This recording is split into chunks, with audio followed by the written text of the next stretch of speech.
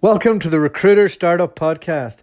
My name's Dulta Doherty, and in this podcast series, I will be interviewing investors, advisors, entrepreneurs, and recruiters who are based all over the world. And we will be discussing how to set up, scale, and operate a world-class recruitment company. Today, I'm going to bring you to New York City to a gent from Long Island, and his name is Adam Posner. And he is the founder of NHP Talent Group, a boutique agency that specialise in advertising creative digital positions in America. Now, what makes Adam interesting, apart from being a founder and somebody who's gone out on his own after a career within industry, he worked for Gary Vaynerchuk, and he goes through that story and how it didn't work out and how he blames himself for it. So, fantastic guest, and really interesting to see under the hood at VaynerMedia. I know lots of listeners are big Gary V fans. This will probably confirm how awesome Gary is, even though it didn't work out for Adam. But ultimately it did, and the advice that he got led him to where he is today. And he has a great wee business. He's loving life and he's making plenty of money. So I hope you all enjoy this. And I'd just like to thank Adam for coming on and sharing his story. Hello. Adam, how are you? I am doing great. How's everything with you today, sir? I am not too bad at all. Are you hustling out there like the New York dream that you are? Yeah, hustling is a relative term, right? Some days it's at 100%, some days it's 80%. It's all about a balance, my man. Is it? Are you not caffeined up? Are you not ready to rock? What's the story? Definitely caffeined up. I have a 5.5-month-old who kept me up a little bit last night, so I'm a little extra caffeined up. So I could say we're probably pushing around 115% this morning. All right, so you're a bit delicate. 5.5 months, 6 months, it gets a wee bit easier, I find, in my experience, my limited experience of having 2 kids in 2 years. That 6 month mark's a magical mark. I hear you, man. We have a 6.5 year old also, so it's a little bit of a gap. So a little refresher having a little baby back in the house. Right. So New York City, we've got a proper New Yorker on today. Is that right? That's right. Born and raised. Born and raised. Okay, great. And unfortunately, you're going to be celebrating a big birthday and not going to be able to meet me when I'm over there. Unfortunately, I am not. I think it's a good enough excuse. 40th birthday coming up. It's a big life check-in moment, so I'm going to celebrate as best I can and go off the grid for a couple of days. Good man. All right. So I've given everybody a bit of a brief introduction to you, and probably I've given a little insight into one of the interesting topics that we're going to discuss, and that'll be your time with Gary V. But I suppose walk us into the journey that led you into recruitment. Yeah, absolutely. And again, it took me a long time to get here, but long story long, as we like to say. Born and raised New Yorker. Spent the first 15 years of my career working in advertising and marketing in New York City. I've worked agency side in account management, digital strategy, social strategy, with some tremendous clients along the way. Tons of exposure and working with some amazing people. Spent some time working at American Express. Spent about 5 years working client side at SiriusXM satellite radio. For those of you not sure if you're aware, over in UK, home of the great Howard Stern. So that was a tremendous experience. And that was during the wild, wild west years. So pretty much anything went over there. Just watching, a company in its early stages, figure itself out in this digital and e-commerce environment. Outside of Howard Stern, what other personalities would have been on SiriusXM? Oh man, I mean, we had everything from Oprah to Martha Stewart. Snoop Dogg was on. I mean, the entire gamut of entertainment, from news, talk, sports, politics. I mean, anyone you can imagine, comedians. It was a revolving door of who's who. Did you feel like you were part of the media thing then, or did you very much feel like, oh, you're just a sales guy on the outside? Yeah, I mean, it was a balance, right? I mean, they kept the entertainment on a different floor. I was kind of the The, back of the house, so to talent. speak. Yeah, the talent, so to speak. But it was definitely an exciting place to work. Our responsibility was selling subscriptions and selling the hardware. All right. Um, and then what was your next big move? Yeah, absolutely. So, I was at American Express, and it was one of those really interesting experiences in life where you don't know how something's going to be until you get in the door, right? I was there for about a year and a half, and it came, it was pretty quick revelation that the culture there, the suit and tie culture, the buttoned up culture, wasn't for me, right? I mean, I work a little bit looser.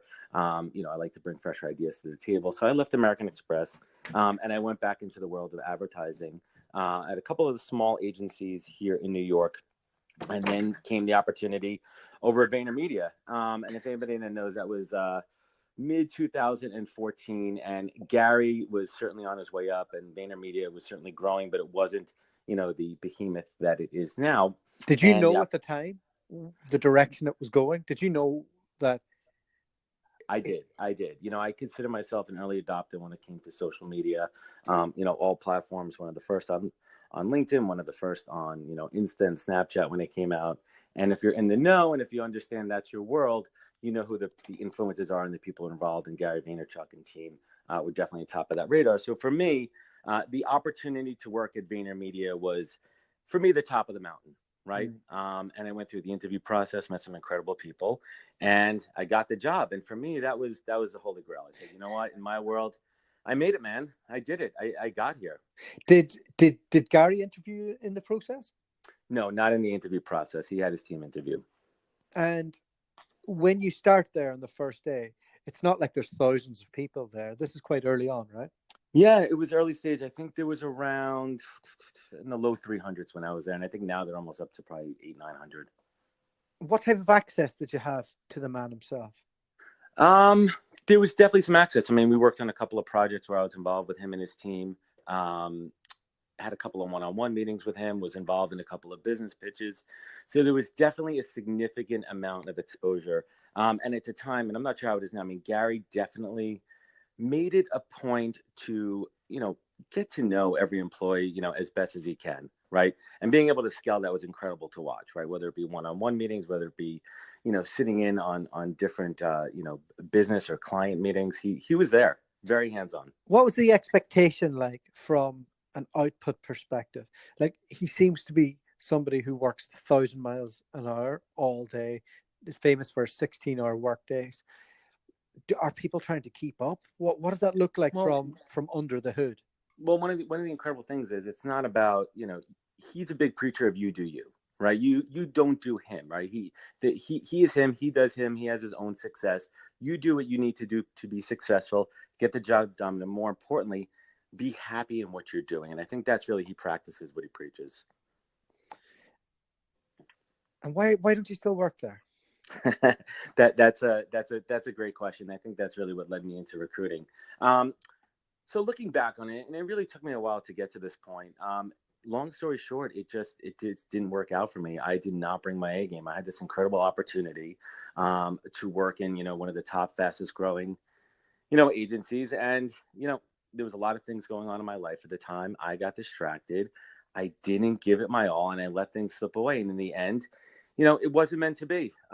It was probably one of the lowest points in my life. That day when I lost my job at Vayner. It was a moment that hit home. A lot of self-reflecting, a lot of self-awareness, and a lot of revelations came to light.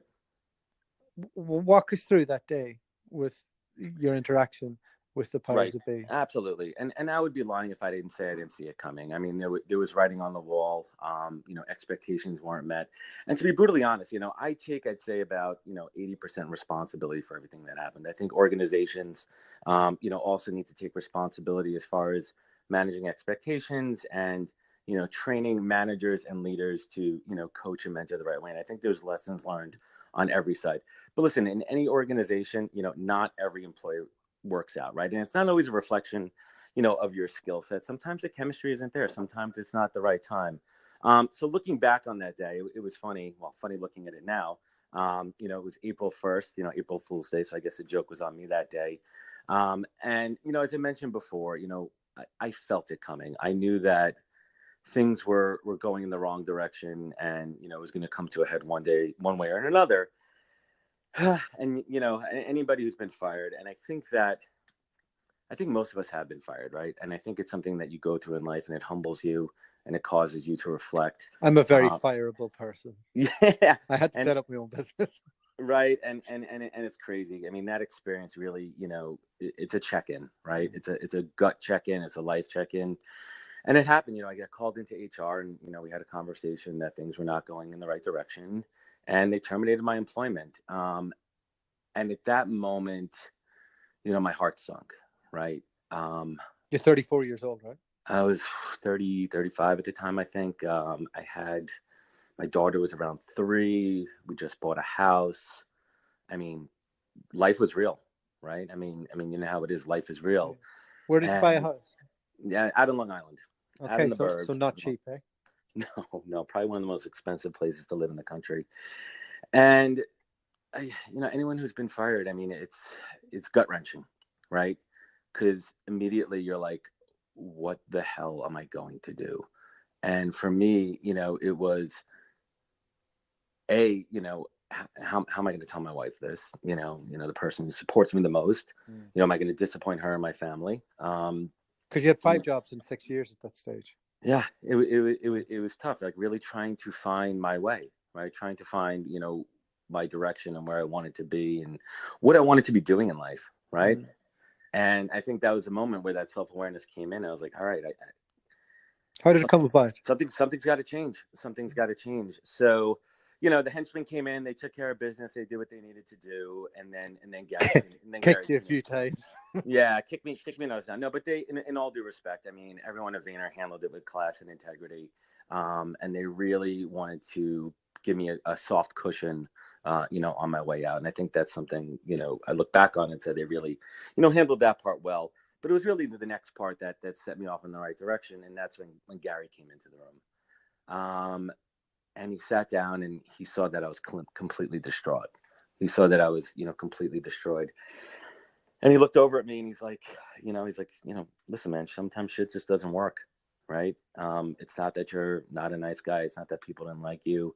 It's not that you didn't work hard. It's just, sometimes things don't align, and, they needed to move on, and I needed to move on as well. And he said to me, he's like, well, what are you going to do? And I was like, I can't go back to agency life. What am I going to do? How am I going to go out and interview and say why I got fired from Vayner, right? And he's like, well, do you even want to be doing this anymore? And I was like, you know what? I don't feel it in my heart, man. I don't feel it in my gut. He's like, well, you need to make some really important decisions, man.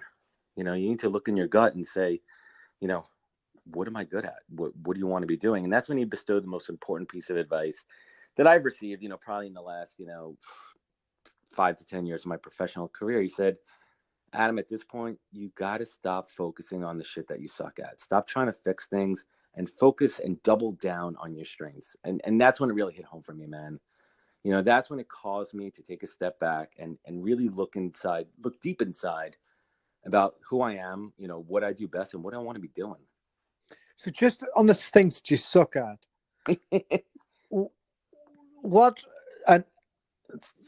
this conversation led you into recruitment. So you obviously thought that you were good at relationship building.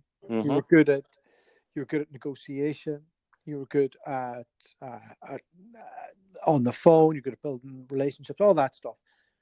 What was it that you sucked at? Like, what are the core differences between working in sales at a big agency and then working in the recruitment game? Yeah, I mean, well, I was working in account management, right? So for that, it's a relationship game. It's managing people. It's managing the client relationships. And I think it was kind of this perfect storm of not delivering on the strategy, not delivering on the execution.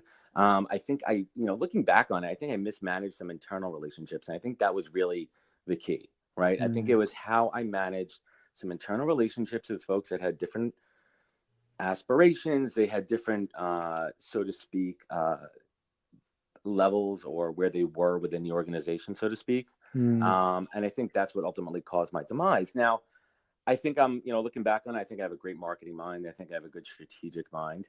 But it wasn't clicking for me at the time. So it was time to move on. It was time to think about what's next for me. And to be honest, man, I wasn't happy about it. Right. I was working late, I wasn't seeing my kid. And I'd be lying to you. I'd be lying to Gary. I'd be lying to everyone there if I said that I was happy. Right. Yeah. And I think that's fake. And I think you got to face the music sometimes. Those internal politics are tough. You're dealing with everybody else's egos and drives and ambitions. And, I have a very small team that work for me here. They only have to negotiate my ego. I don't really have to negotiate theirs. And it's great. Today, it's Monday. I wasn't worried last night about, I have to go into the office and deal with my manager or this. Just working for yourself. It's just so nice not dealing with internal politics. I mean, I could tell you that. I mean, after that's something I really enjoy. I love being my own boss, and it took me, almost 38 years to find my calling, and ultimately find my calling of being my own boss and building my own organization. But before I got to this point where I am now in this conversation, I was at this point where I was like, shit, what the heck am I going to do now that I am not working in advertising and marketing, and now that I'm about to take this path into recruiting? And just to backtrack a minute, to finish up the Gary conversation, he said to me, he's like, well, what are you thinking about? What do you want to be doing? And I said, well, listen, I have a friend who does, healthcare recruiting. We've been talking for a while, and he thinks I'd be great at recruiting. And Gary looked up at me and he's like, dude, I totally see you doing that. He's like, go do it, go crush it. I'm here to support you as best I can. And then I went out and I did my due diligence. I've been connected to a lot of recruiters on the other side as a candidate. And I reached out to all of them and I said, hey, can you give me 15 minutes? Can you talk to me about the business of recruiting? And dude, you know how it is. Like, they talk to me, the ups, the downs, the financial, the legal ramifications. And despite having, all those conversations, I went for it.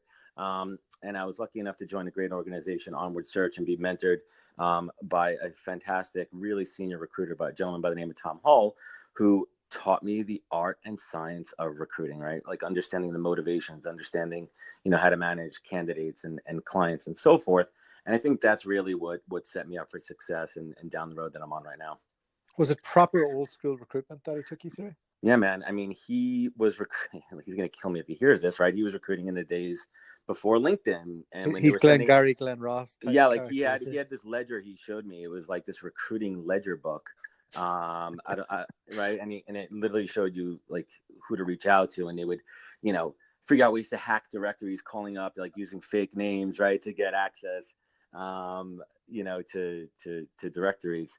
That feels like so 1,000 years ago. But what that pre-tech teaches you is not to rely on the tech. And I think that's what's most important, because I think a lot of recruiters these days, and especially the outsourcing of recruitment and the automation and the programmatic of recruitment, the success in recruitment ultimately comes down to the relationships, right?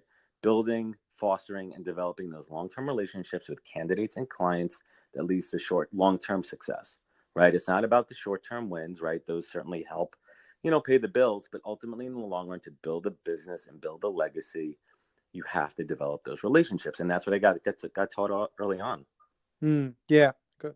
I had that force-fed to me pretty early on. I think sometimes I can be a little bit transactional by nature, and that was always something they were trying to work on with me. Get out there, meet them. I was like, no, just find them product. Just sell. Yeah. So it's a development point. So you did the classic 18 months in your first recruitment job. You then felt that you needed to go somewhere else. What was it that attracted you away from where you were at? Yeah, and I think it was an opportunity. I was approached by a UK firm that was expanding into the US. They already had a presence here with another division, and they were looking to expand into marketing roles in the States. And it was an opportunity to come in and launch my own practice. And I said, you know what? Like, listen, I have all the skill sets. I'm not, a kid out of school. I could do this. And I saw the opportunity, and I went for it. I jumped in, with both feet, and I said, cool, I'm going to start my own, division here. So UK recruitment and American recruitment, mm-hmm. they're very different things, aren't they? They are, and it's interesting too. I did not listen to a couple of warnings.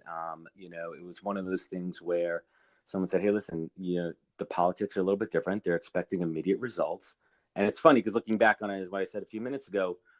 My success is predicated on long-term relationships, right? Like even today, I am calling on people from my first job, 15 years ago, that are opening up doors for me for business development, right? And I came into this organization and expectations were not set on both ends. And they had one vision of immediate success. And my vision was, listen, it's going to take me, I had no support, right? And I'm not trying to trash talk them at all. That's not what I'm looking to do. But we had different visions of where the business was going and how it was going to develop and that timeline, right? Things do not happen overnight. And ultimately, it was a conversation one night. And my wife said, listen, you could do this on your own. She goes, you have all the tools that you need, right? And you do not need to give half the house. You don't need to give half to the house, right? And that was ultimately the decision. We parted ways, we moved on, and here I am today, a year and a half into my own practice, and it's a baby. It's my third child, right? It takes nurturing, it takes some diaper changing, it takes some burping, it takes some feeding, right? And we're crawling right now, but we're gonna be up walking and running pretty damn soon. For anybody that's listening, it's kind of hard to tell you what the difference is between North American firms and UK recruitment firms, but a lot of it comes down to the structure of the business. And a lot of UK recruitment firms will have really, really strict, aggressive growth plans. Mm-hmm. And they'll be based off the success that S3 had when they IPO'd in 2005. And there's been a few examples of companies that have gone to the US, scaled up massively, and it can be very hard to fit somebody in their mid-30s into those type firms. Yeah. Where a lot of US recruitment firms, they would be more boutique search type firms where you would probably have a bit more freedom, a bit more time, and they, to use a better word, for lack of a better word, they're a bit more lifestyle orientated. The scalable US firms, on the other hand, work off a very different structure. They'll have a few experienced people who are pushy enough, and then they'll have like thousands of resources. Yeah, I mean, if you're looking like a Robert Half or a Solomon Page, some of the larger shops, and it's interesting too, because I knew that was a route I was never going to go, right? I mean, I interviewed with those two, and I felt like I was walking into Boiler Room, right? And they counted phone calls, right? Yeah, pick up, put down, and I knew from day one, my success was going to be predicated throughout my career on those relationships, right? Because that's my difference, right? Like other recruiters, they didn't work in the industry. I'm recruiting for jobs that I actually was in. Yeah. So, Adam, yeah, you made the big call. You have the industry contacts. You've done a basic apprenticeship. You kind of got a wee bit burnt from joining a UK firm, but your head's still above water. You think, do you know what? I'm going to set up. What's the first thing you do? How did you structure that plan? How did you envisage how life was going to be working for yourself at that point? I mean, that's a fantastic question. I mean, it was completely uncharted waters. I knew first and foremost that I needed to develop the infrastructure, right? I needed to take care of the business end of it, incorporating myself, setting up the bank accounts, handling all that. And then the second part, once I had that, was the outreach, right? Going back out to all my contacts and putting out my press release. Here I am. Here's what I'm doing. Here's what I'm looking to build. Who's coming with me?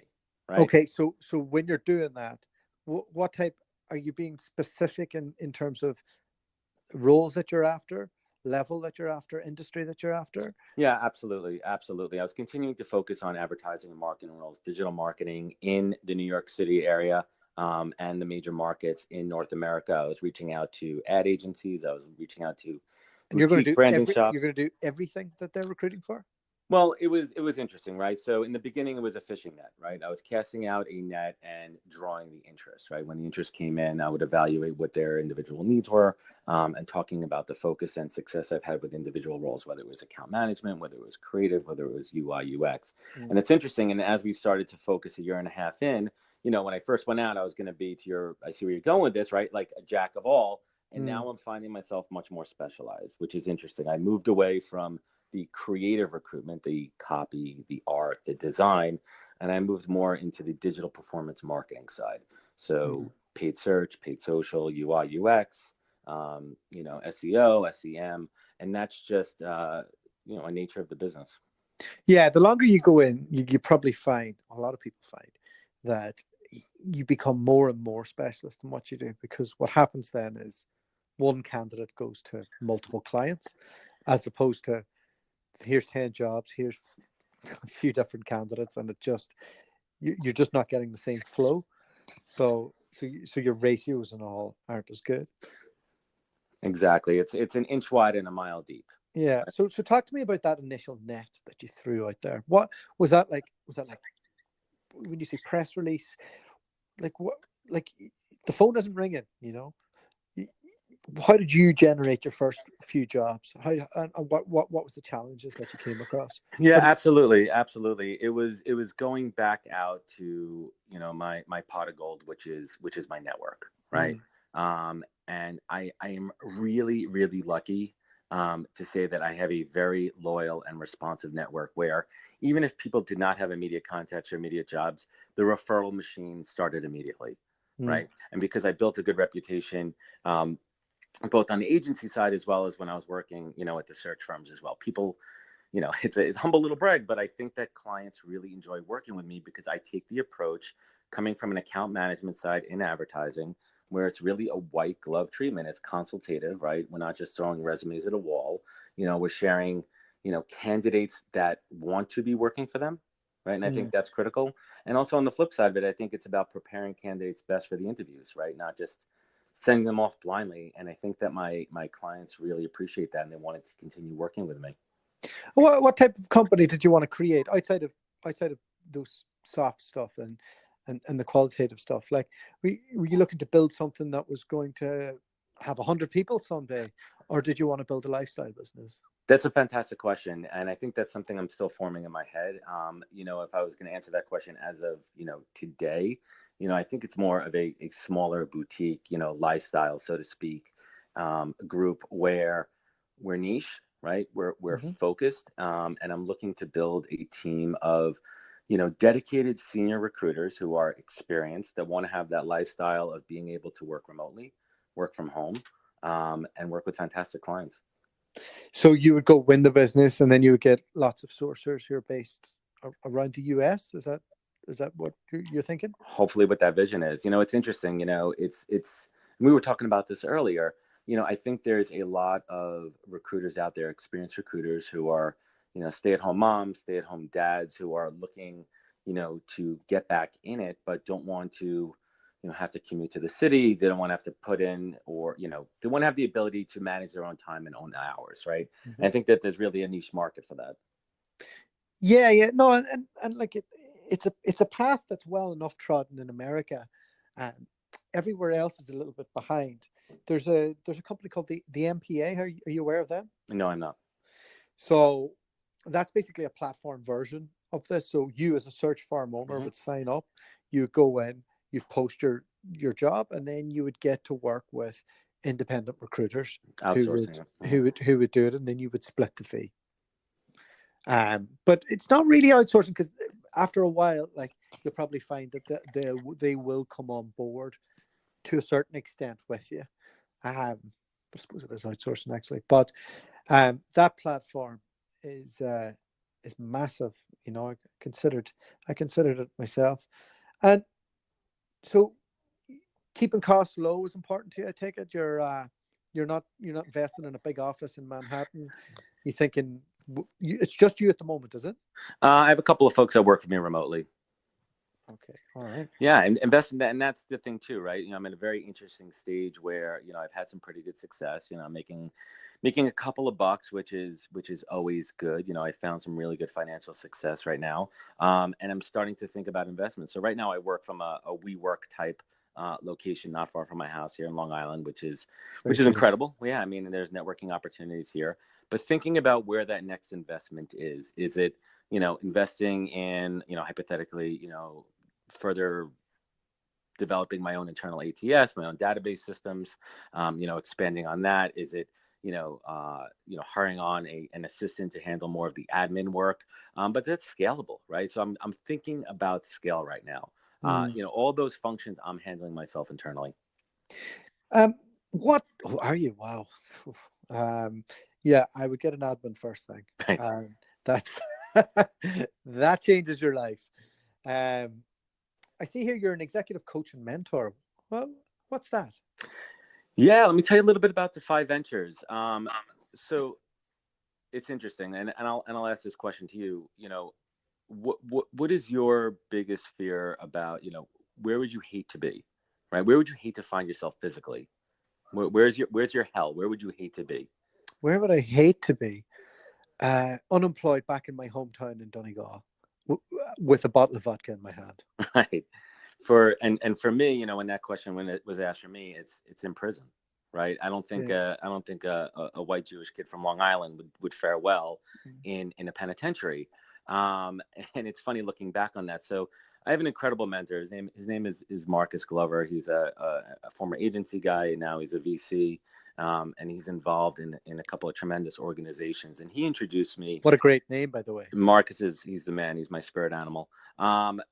He is on the board of an organization called Defy Ventures. And with Defy Ventures, it's been around for a bit. What they do is they go into prisons across the country, and they have a program. They work with Baylor University. So it's a 9-month accredited program that works with soon to be released inmates, both men and women, who volunteer to take part in it. And it's 5 days a week at night within the prisons. And it's a curriculum where they learn business skills. They learn life skills such as how to properly apologize, how to genuinely apologize to somebody, right? How to take that accountability. And ultimately, the program culminates at 9 months with a business pitch competition, right? Kind of like a Shark Tank competition. And I've had the opportunity to visit the men's prison and the women's prison and coach and judge these EITs, we call them, entrepreneurs in training, and judge them just like you would on Shark Tank. And they hand out awards, and they have a full graduation, and the family comes, and it's absolutely been an incredible experience for me. And it's something that's added a very different angle to what I do. It's given me a lot of purpose. It's given me, the opportunity to do something I never thought I would. There, you could be missing a trick here. You could be getting all those guys making calls for you, sourcing advertising professionals. Yes, and it's funny. We'll have them call from the prison, and I'll say, "Would you accept this charge?" Yeah. They'd be better than a lot of the recruiters. Well, it's funny, right? They have a lot of time, and they do that. But it's really fascinating because these men and women that are behind bars, all they have is time, and all they have is time to think about their business and the ingenuity that comes from these, right? Some of the ideas are absolutely fascinating. So when they do get released, first and foremost, the program has, a 74% less recidivism rate, right? Like in the typical prisons, I think it's around 7 to 10%.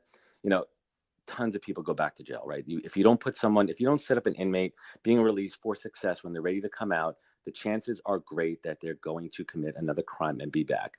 But if you teach them in the prison, you give them the skills, you give them the hope, you give them all those tools that they need, so when they get out, they'll be productive members of society. That recidivism rate drops incredibly. So this program has proved incredibly successful. And when you look at the cost benefit of the program versus housing an inmate, so I think it's something like, to house an inmate in New York State for a year, somewhere, anywhere from 70 to 90,000, depending on where they are. The program itself is anywhere from $7,000 to $8,000 a year for an inmate. So do the math on it, right? Sure. Right. Let's jump back. Let's jump back into the recruitment. So, just to finish up, couple of things. Sure. Now, what's the biggest mistake you made since you set up your search firm? That's a good question. Monetary decision. Yeah, that's a good question. I think it's trying to take on too much myself, and I think when you try to take on too much versus delegating, you lose opportunities. You lose taking advantage of opportunities, and you lose deals. Right. So if I spread myself too thin, I can't be focusing on a couple of those contingency deals that slipped away. Yeah. So are you just getting bogged down in administration and scheduling and stuff like that? I think a little bit, and I've learned to scale that a little bit more. And I think I'm getting smarter each day, as each day goes, and I'm delegating more to the folks that work for me. I'm giving them more responsibility as they prove that they're able to handle the tasks. And I think that's what managing is. And I think I'm learning how to run a business and how to delegate. Yeah. What else? Challenges. I think it's about, time management. If you could go back, what would you not do that you did in the last 18 months? What would I not do? That's a good question. People make mistakes in their first 18 months. They go in, they think, I've worked at this for a few years. I know what I'm doing. They go hell for leather. And then before they know it, they've gone too far in one direction. They've bought something they shouldn't have. They've positioned something different than they would have. Yeah, and I think it's sometimes putting all your eggs in one basket, right? I think there's been some opportunities that came my way for to work with different people to expand my business, and I think it's over trusting people too much. Yeah, I have a loyalty problem. I'm loyal as they come, and I've been burned at times, right? And I think that's a lesson that comes in life where I'm adjusting my trust factor. If we have a catch up in 12 months' time, what does your business look like? Yeah, I plan to be 3x, right? That's my goal. I plan to have, financially, there's a certain number in my head that I want to be at for the end of 2019. I did pretty well 2018. Looking back on all those lessons learned, I think that if I adjust a couple things, tweak the levers a little bit, up certain things, I think we could certainly get there. All right, Adam, thanks so much for coming on. Any last bit of advice for anybody who wants to set up their own agency? Yeah, I think definitely go for it. I think that you really need to think about your strengths, think about what you're good at, and just go for it, man. We live one life, we have one shot at it, and you don't want to have any regrets, man. All right, Adam, thanks so much for coming on. I appreciate your time as well. Take care. Take care. The podcast you just heard was made using Anchor. Ever thought about making your own podcast? Anchor makes it really easy for anyone to get started. It's a one-stop shop for recording, hosting, and distributing podcasts. Best of all, it's 100% free. Sign up now at anchor.fm/new. That's anchor.fm/new to get started.